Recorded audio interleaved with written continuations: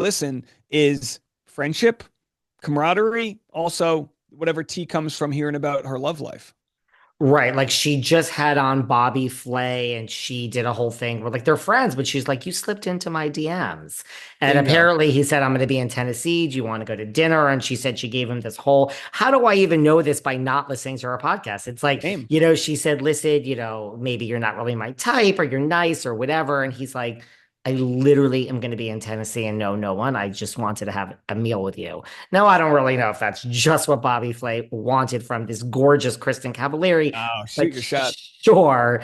But yeah, no, this whole thing with Scott Disick that just happened, where she was like, let me tell you why Scott Disick is an asshole. Like, And she she, knows, like she knows her podcast. Let's say she gets 1 million views, but when you sell an ad, you go, "I got 1 million views," but also you're going to get 1 million clicks because I know I'm guaranteeing you're going to get in these 5 different gossip magazines. You're going to have a subreddit of 200,000 people talk about it. Like that's the world of impressions. So when you talk about like reunion episodes on Vanderpump, they know they need to bring it. Like Lala Kent has to bring it to guarantee the next season. Well, when it comes down to it, Kristen Cavallari can go, do I want to roast Scott Disick? Oh, it's going to make the news. Like she's incentivized to do that. And when that incentive is there, like if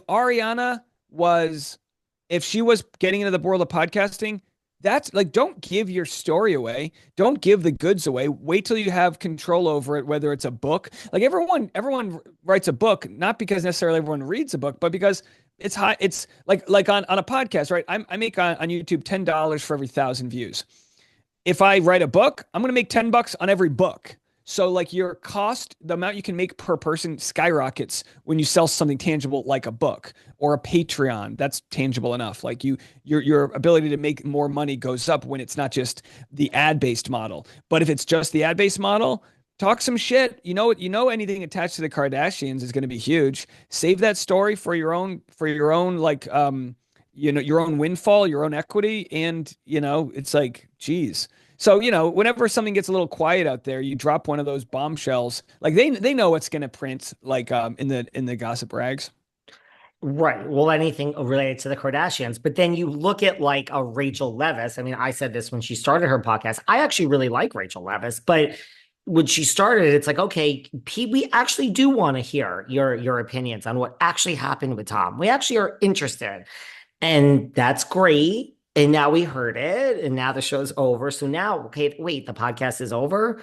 Your PR person, who I love her PR person. Shout out to Juliette Harris, but like she's taking it over. Is she really taking it over? It's like, well, that didn't really last long. Like, you know what I mean? It's like I really Yeah, think and it's and like, Rachel yeah, go on. Rachel Leviss' only export from what audiences cared about was the drama around Scandival. No one, I've never, and again, I come from this from the outside, but I've never heard anyone go, Rachel Leviss, I wonder what boots she's wearing. I really care to have her fashion style. Like, I know nothing about her other than that she was the other woman.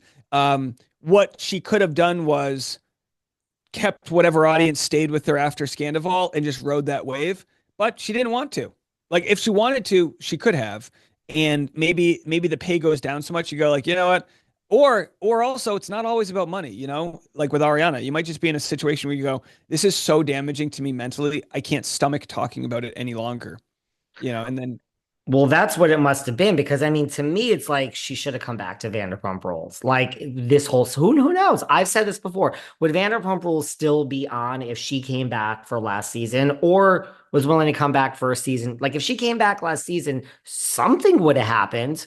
I mean, some with maybe not with Ariana, probably not, but some of these people, it seems like Lala, some of these people you would have had some connection with because you physically would have been there. Someone would have let you in, and I think you would have redeemed something. Now, granted, right, if you don't want to talk about it, nothing could have changed that. But that's what was kind of the ego with Ariana. And it is ego to not want to patch things up with Tom Sandoval because the audiences will have it'll build favor for him. So like I mean, she knew enough looking forward to go, I know he's just saying this on camera. I don't want to give it to him. I don't want to give him an ounce. So if you care that much about someone to not want to give them an ounce, you still care about them in one way or another. And that's the world. Like when you're really over somebody, you're like, dude, whatever. I'll talk to you on a podcast. Like, let bygones be bygones. We broke up 10 years ago. Who cares? But if it's in the moment, you're like, I'm not giving you a red cent, you dirty bastard. Um, with Rachel, what's interesting is, especially with the James Kennedy stuff coming out, do you go, look, I mean, she's a flawed human. And we see why she's flawed. She came into this universe flawed. She had a bad relationship with this guy, and then all of a sudden, whatever daddy issue or Tom Sandoval issue she had, it's like it doesn't mean. And this is a hard thing. I think people have. This is why our channels do well, but this is why the internet can get very mad at your point of view. Is that they just want to say Rachel Leviss can go fuck herself. She's a terrible person. Okay, well maybe, or maybe she's got some issues like everybody else does, and we got to watch it all play out. Maybe she's a bold-faced liar and whatever. Maybe she's a people pleaser. Who the hell knows?